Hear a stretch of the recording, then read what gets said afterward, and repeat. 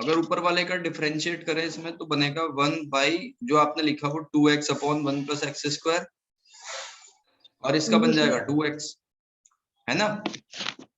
हाँ जी 2x से 2x को कैंसिल कर दो तो 1 बाई 1 प्लस एक्स स्क्वायर आ गया, और x की जगह जब लिमिट कितनी थी इसकी, 0 से इनफाइनाइट। 0 से इनफाइनाइट, तो जब इसमें आप इनफाइनाइट पुट करोगे, अपर लिमिट इनफाइनाइट और लोअर लिमिट 0, तो जब ऊपर इनफाइनाइट पुट करोगे तो ऐसे बनेगा 1 प्लस 1 बाई इनफाइनाइट और 1 माइनस 1 प्लस 0 ऐसे बनेगा। तो ये 1 बाई इनफाइनाइट वाला केस बन गया, और ये 1 बाई 1 वाला केस है। 1 बाई इनफाइनाइट क्या होता है 0, और ये 1 हो गया, तो आंसर कितना आया -1। Okay sir. ठीक है भाई, चलो।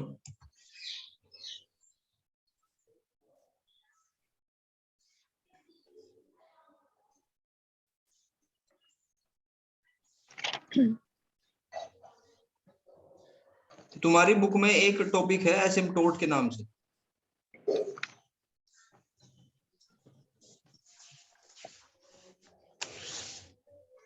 ये चैप्टर है शायद 4th या 5th है, हाँ 4th चैप्टर है, पेज नंबर 86 पे। तो बड़ा आसान है, एसिम्प्टोट का मतलब होता है टेंजेंट। टेंजेंट क्या होती है कुछ याद है?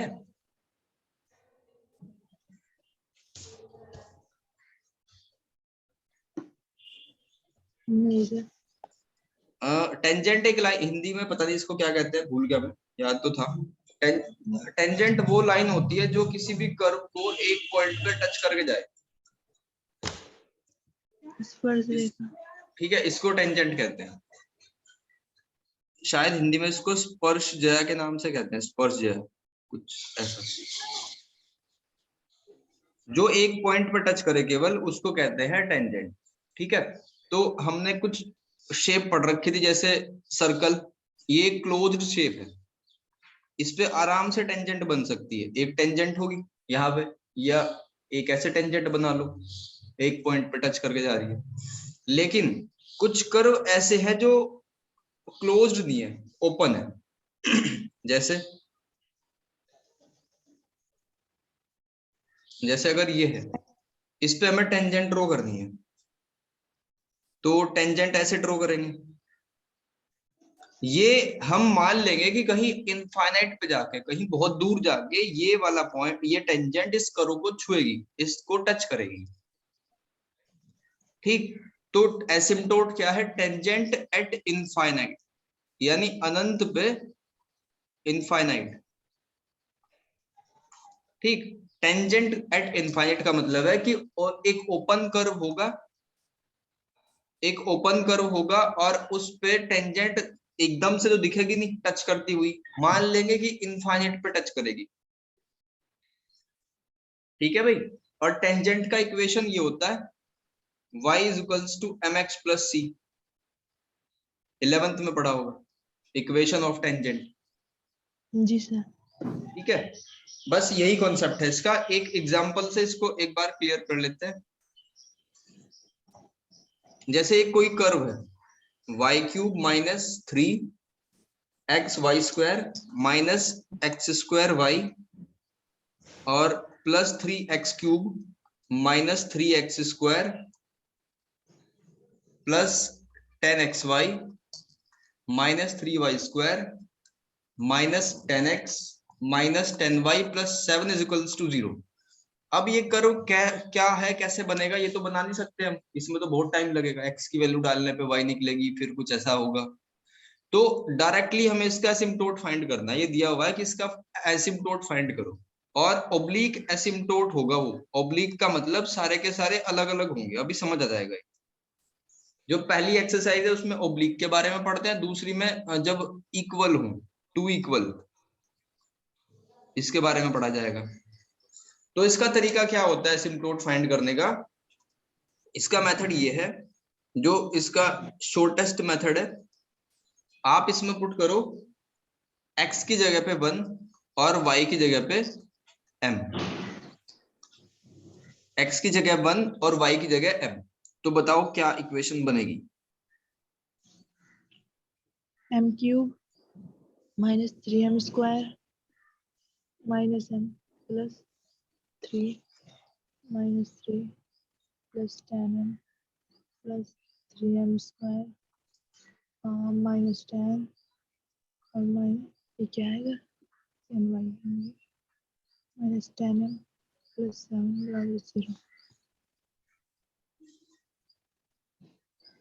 ऐसी इक्वेशन बनेगी ना, m cube minus 3m square minus जी माइनस m बनेगा, है ना? जी सर minus माइनस m बनेगा, ये 3 नहीं बनेगा, और प्लस 3। ये जो काम करना है आपको, वो इसकी हाईएस्ट पावर में पुट करना है, सब में नहीं पुट करना। मतलब हाईएस्ट पावर क्या है? डिग्री 3। जैसे डिग्री 3 वाले कौन कौन से हैं? एक तो ये है, फिर ये होगा, और ये 3 4 जो हमारी टर्म है वो डिग्री 3 वाली है, तो उनमें हमने x equals to 1 y equals to m put करा in the highest degree, put कर दिया। m cube minus 3m square minus m plus 3 आ गया। अब इसके बाद जो सेकंड हाईएस्ट है, जो सेकंड हाईएस्ट है उसमें भी अलग से पुट कर लो। ये तो पहला स्टेप हुआ। दूसरा, सेकंड हाईएस्ट में पुट कर लो और उसको नाम दे दो, जैसे यहां मैंने F3 लिखा, मतलब 3 डिग्री थी हाईएस्ट, यहां लिख लो F2m, तो -3 बनेगा plus 10m minus 3m square, ये बन जाएगा। यहां तक क्लियर है भाई? जी सर। अब इसकी जो दूसरी हाईएस्ट है, मतलब लास्ट जो बची हुई है, एक तो 3 वाली थी, एक 2 वाली थी, एक 1 वाली भी है, तो इसमें भी वही पुट करो। x की जगह 1 और y की जगह m, तो ये बनेगा -10m और -10, x की जगह 1 y की जगह m, इतना कर लिया। अब क्या करना है, जो इसकी फर्स्ट इक्वेशन थी, यानी जो डिग्री 3 वाली थी जो हमने बनाई है पहले वाली, इसमें इसको 0 के बराबर पुट कर दो। ठीक है भाई, चौथा स्टेप क्या है इसका? Put the highest degree equation is equals to 0, यानी F3m को 0 के बराबर पुट कर दो, तो ये आ जाएगा m cube minus 3m square minus m plus 3 is equals to 0। यहां तक क्लियर है?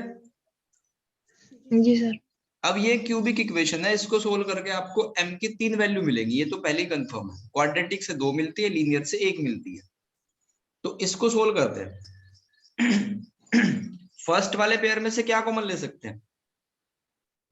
m square, m square common आ गया, तो यहां बनेगा m माइनस 3। फिर दूसरे वाले में से क्या कॉमन आ गया? -1, -1 तो m माइनस 3। फिर पूरे में से क्या कॉमन आया? m minus 3 तो ये बना। अब इसको और फैक्टराइज करो, m माइनस 3 तो लिखा ही गया, ये हो जाएगा m प्लस 1 और m माइनस 1। जी सर। तो यहां से m की m 3 वैल्यू मिली, 1 एक तो minus 3, 1 और एक 1 1 और एक -1। ठीक, आपको क्या फाइंड करना है? आपको डिग्री 3 है ना, तो 3 ही टेंजेंट होंगी, 3 ही आपको इक्वेशन मिलेंगी टेंजेंट की, y equals to mx plus c की फॉर्म में। ठीक है भाई? अब देखो, जी सर। ये m की 3 वैल्यू के लिए आपको c की 3 वैल्यू निकालनी है, मतलब m1 m2 m3 आपके पास है, c1 c2 c3 पता करेंगे अभी। देखो, अब c को कैसे निकालेंगे? स्टेप नंबर 5, सी का ये फॉर्मूला होता है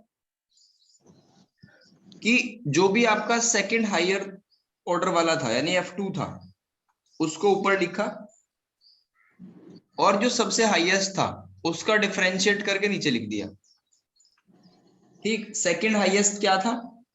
माइनस का साइन लगाओ, ये था। ठीक है भाई, इसको पुट कर दो यहां, तो ये हो जाएगा 3 -3 plus 10m minus 3m square, और f3 का जब डिफरेंशिएट करेंगे तो ये बन जाएगा 3m square minus 6m minus 1। देख लो एक बार, इसका 3m स्क्वायर आ जाएगा, इसका 6m आ जाएगा, इसका -1 और 3 का 0। ठीक है भाई, ये इक्वेशन समझ आ गई। जी सर। अब ये माइनस इसमें अंदर ऑपरेट कर दो, तो ऐसे लिख सकते हैं फिर 3m square minus 10m plus 3 और upon 3m square minus 6m minus 1। ये c की वैल्यू है। अब क्या करेंगे, हमारे पास m1 m2 m3 था, तो c1 c2 c3 निकालना है।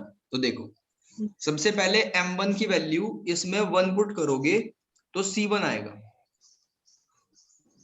c1 कैसे आएगा, देखो ये 3 1 माइनस 10 इंटू 1 प्लस 3 और 3 इंटू 1 माइनस 6 इंटू 1 माइनस 1, तो कितना आ गया देखो, 3 और 3 6 हो गया, तो ऊपर बनेगा -4, और ये -7, ये भी -4 ही बनेगा, कैंसिल होके आ गया 1। तो पहली इक्वेशन हमारी बनी टेंजेंट की, क्या बनी, y is equals to m1x plus c1। तो m1 कितना है 1, तो आ जाएगा x, और c1 कितना है 1, तो ये हमारी पहली टेंजेंट की इक्वेशन बनी। बात समझ आई यहां तक? जी सर। अब दूसरी पुट कर लो इसमें, m2 की वैल्यू -1, तो वहां से c2 आएगा, और फिर वहां से इस इक्वेशन में पुट करके इक्वेशन आ जाएगी टेंजेंट की, निकालो दोनों।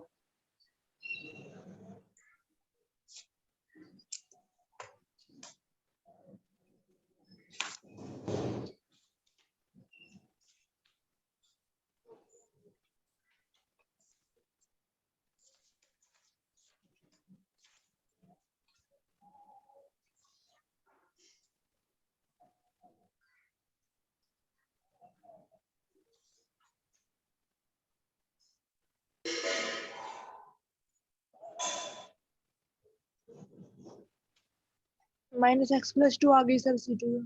-x+2, चलो ठीक है, तीसरे वाले निकालो।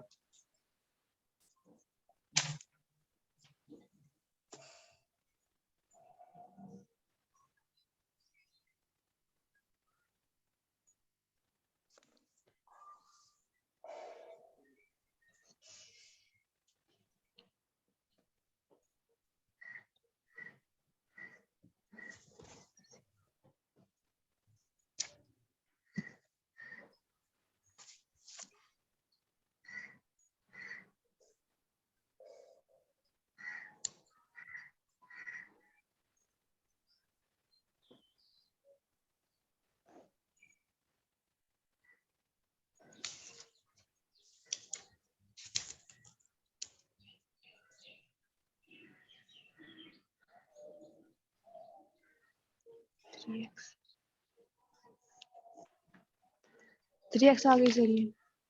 3x आ गया, यानी इसकी 3 की वैल्यू 0 आई होगी। हाँ जी। ठीक है,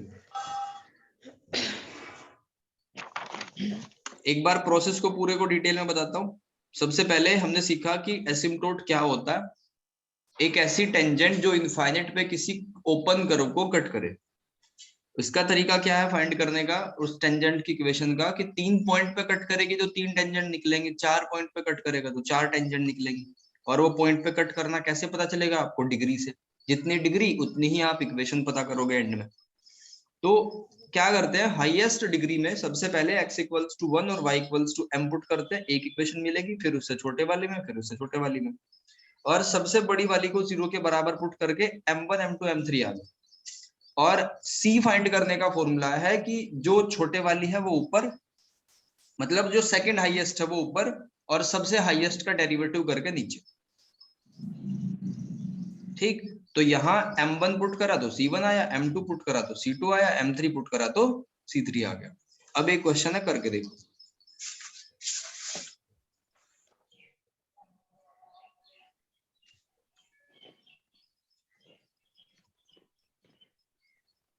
to x cube minus x square y minus 2x y square plus y cube minus 4x square plus 8 x y minus 4x plus 1 equals to 0।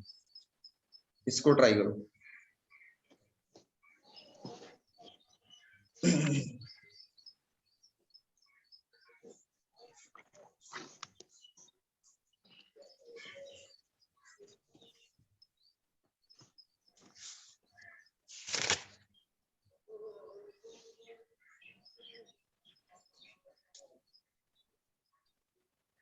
Sir वो प्लस 8x y बाद में क्या हुआ माइनस में? Minus 4x plus 1।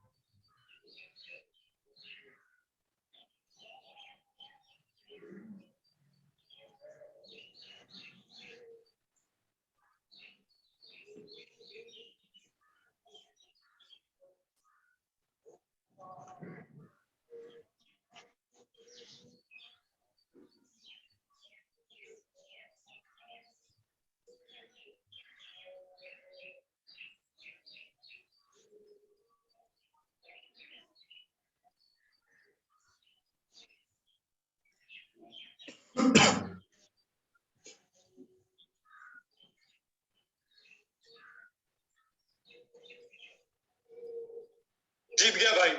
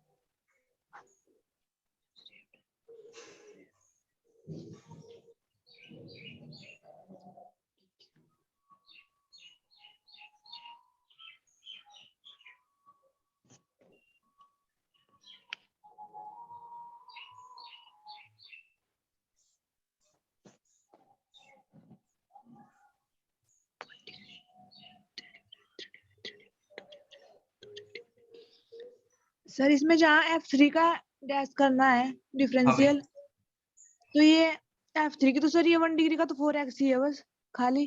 हाँ हाँ उसी को लिख देंगे। जो 1 डिग्री का होता है ना, जैसे 3 2 उसका कोई यूज तो होता नहीं, 1 वाले का बस लिख देते हैं ऐसे ही। यूज तो बस सबसे बड़े और उससे छोटे वाले का ही होता है। जी सर। सर जब इसका डिफरेंशियल करेंगे तो 4x का हाँ करेंगे ना, जी। या 4 का करेंगे खाली? डिफरेंशियल जो करेंगे जो सेकंड हाईएस्ट वाले का करेंगे। जी सर। माइनस जैसे सेकंड आपका आया होगा ना F2 जी सर। m आया होगा -4 प्लस 8m, 8। जी सर यही है ना, ये रखेंगे। जी और सर। जो सबसे बड़ी वाली है F3m वो आई होगी 2 -m -2m² और प्लस m³ तो जो C जी सर वाली ये। इक्वेशन बनेगी वो ऐसे बनेगी -F2m यानी सेकंड हाईएस्ट और जो सबसे बड़ी वाली है उसका डिफरेंशिएट।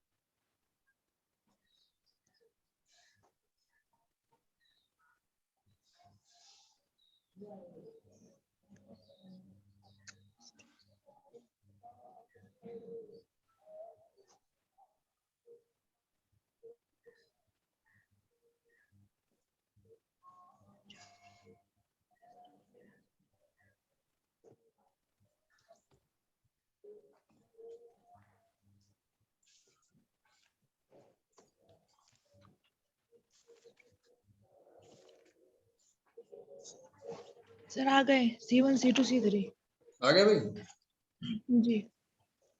M1 की वैल्यू, M की बताओ पहले, 3 वैल्यू। 1 -1 और 2 1 -1 और 2। और C की वैल्यू बताओ, -1 के लिए क्या आई? -2 आई सर। +2 आनी चाहिए -1 के लिए। तो देखो F2 लिख दिया एज इट इज, तो इसको जब माइनस ऑपरेट करेंगे तो ऐसे बनेगा 8M। जी सर ये है, ये माइनस, ये प्लस है सर, ये माइनस रह गया यहाँ। हाँ, -1 के लिए आएगी 2 और 1 के लिए भी 2 ही आएगी। 2 के लिए कितनी आई? 4। 4। -4 आनी चाहिए, उल्टी क्यों आ रही है हमारी? आ गई सर, ये माइनस सिंबल टूट गया था, इसमें था ना ये F2M अपॉन F3 का, इसमें माइनस भी है। ये माइनस है, ठीक है, -4।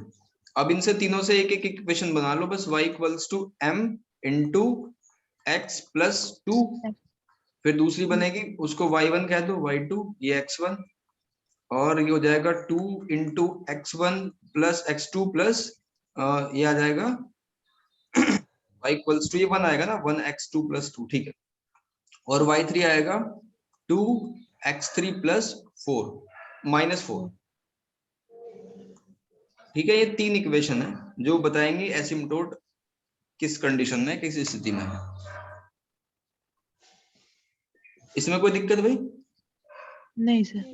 इसकी एक पेज नंबर 96 पे एक्सरसाइज है। पेज नंबर 96 पे एक एक्सरसाइज है 4A, वो पूरी करनी है आपको। उसके 9 क्वेश्चन है, 1 से लेकर 9 तक। ठीक है भाई, आज का काम तुम्हारा यही है, कल इसका रिपीटेड वाला कराऊंगा मैं। छोटा सा टॉपिक है, ये भी बीच में खत्म हो जाएगा। ठीक है सर। ठीक है भाई। सर इस एक्सरसाइज की PDF सेंड कर देना। अच्छा, आपके पास बुक नहीं है ना?